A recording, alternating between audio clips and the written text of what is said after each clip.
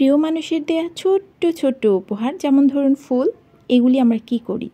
দুদিন পরে নষ্ট হয়ে যায়, ফেলে দিই, ব্যাস, আর কিছুই না, তাই না?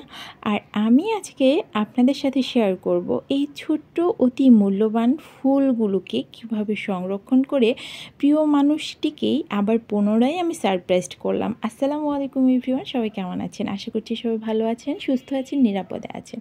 এই যে একটা কেক বোর্ড নিয়ে নিলাম, এটার উপরে কালো কালার করে নিয়েছি। আর এই যে দেখতে পাচ্ছেন, এগুলি কিন্তু সত্যিকারের গোলাপ। 4টা ভিন্ন কালারের গোলাপ আমার প্রিয় মানুষ আমাকে গিফট করেছিলেন গত 2-3 মাস আগে।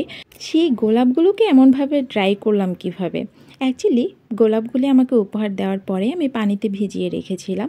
তবে আমি এমন একটি জায়গায় রেখেছিলাম যে জায়গার আর্দ্রতা খুবই কম ছিল, ইনডাইরেক্ট সানলাইট ছিল।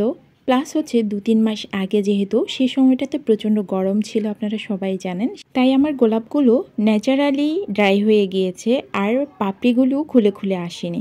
তো এটা শুকানোর পরে আমি যদিও কিছুদিন এটা রোদে শুকিয়েছিলাম, কালার খুব একটা পরিবর্তন হয়নি।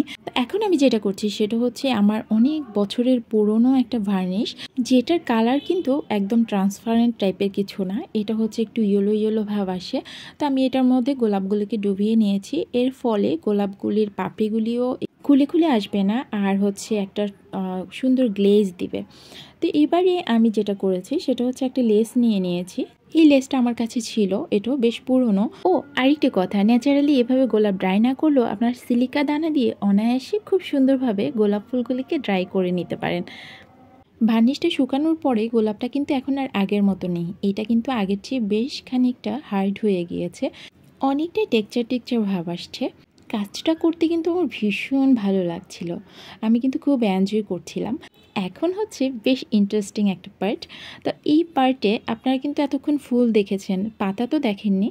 তো আসলে ফুলগুলোর সাথে কিন্তু পাতাগুলিও ড্রাই হয়ে গিয়েছে। এটা দেখতেই পাচ্ছেন খুব মসৃণ না, অমসৃণ একটা স্ট্রাকচার এসেছে এই পাতাগুলির মধ্যে।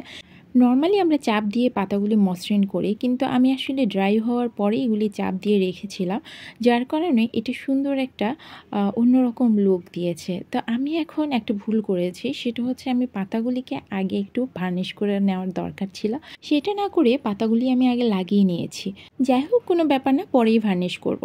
নাও this is the most interesting part of this D I Y. এটা হচ্ছে ছোট্ট একটা কেক বোর্ড, এটা একটা রেড ভেলভেট কেক বোর্ড, যেটা তিনি আমাকে একটা অকেশনে গিফট করেছিলেন।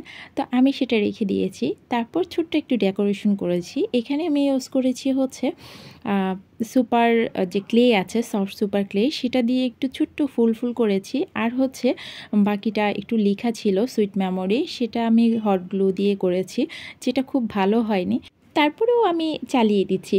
আর এই সময়টাতে আমি ভীষণ কনফিউজড হয়ে গিয়েছিলাম যে আমি এই বোর্ডটাকে, ছোট্ট বোর্ডটাকে আমি সোজা রাখবো না ভাগা করে দিব, কোনটা ভালো লাগবে? আচ্ছা আপনারাই বলুন তো কোনটা ভালো লাগবে। অনেক চিন্তা ভাবনা করে এইভাবে সোজা করে দিলাম, আর একটু গ্লো দিয়েছি মাত্র, কারণ হচ্ছে পরে যদি মোড চেঞ্জ হয় তাহলে বাঁকা করে দিয়ে দিব আপনারা বললে। তো এখন যেটা ভুল করেছি সেটাই শুধরানোর চেষ্টা করছি। এখন এটাতে আমি একটু ভার্নিশ করে নিচ্ছি। আমার কাজ তো প্রায় শেষ। তো এইটার ফাইনাল যখন লুকটা আমি দেখেছি, নিজেই আমি অবাক হয়ে গিয়েছি। এটা খুবই সুন্দর একটা ভিনটেজ লুক এসেছে। আর আমার প্রিয় মানুষ মানে আমার হাজব্যান্ড যখন দেখেছে, সে কিছুক্ষণ তাকিয়ে বলল, তুমি কিভাবে পারো?